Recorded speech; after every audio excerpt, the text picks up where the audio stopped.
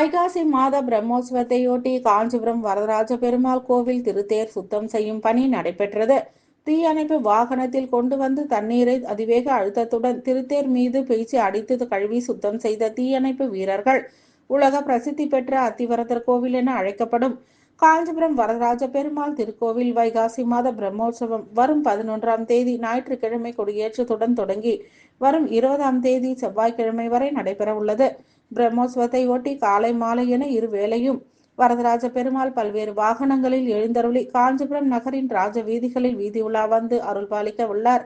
பிரம்மோற்சவத்தின் முக்கிய உற்சவமான கருட சேவை உற்சவம் வரும் 13ஆம் தேதியும் திருத்தேர் உற்சவம் 17ஆம் தேதியும் நடைபெறுகிறது. வைகாசி பிரம்மோற்சவத்தில் முக்கிய உற்சவமான திருத்தேர் உற்சவத்தை முன்னிட்டு காஞ்சிபுரம் காந்தி சாலை தேரடி பகுதியில் நிறுத்தி வைக்கப்பட்டுள்ள சுமார் 73 அடி உயரமுள்ள திருத்தேரினை தயார் செய்யும் பணிகளை தொடங்கியுள்ளது. முதற்கட்டமாக திருத்தேரில் படிந்துள்ள தும்பு தூசிகளை அகற்றிடும் வகையில் காஞ்சிபுரம் தீயணைப்புத்துறை வீரர்கள் வரவழைக்கப்பட்டு தீயணைப்பு வாகனத்தில் கொண்டு வந்த தண்ணீரை அதிவேக அழுத்தத்துடன் தேர் மீது பாய்ச்சி அடித்து தேரினை கழுவி சுத்தம் செய்யும் பணி நடைபெற்றது. திருத்தேரினை தீயணைப்புத்துறை வீரர்கள் சுத்தம் செய்யும் பணியினை அந்த வழியாக சென்ற பொதுமக்கள் ஆச்சரியத்துடன் பார்த்து சென்றனர்.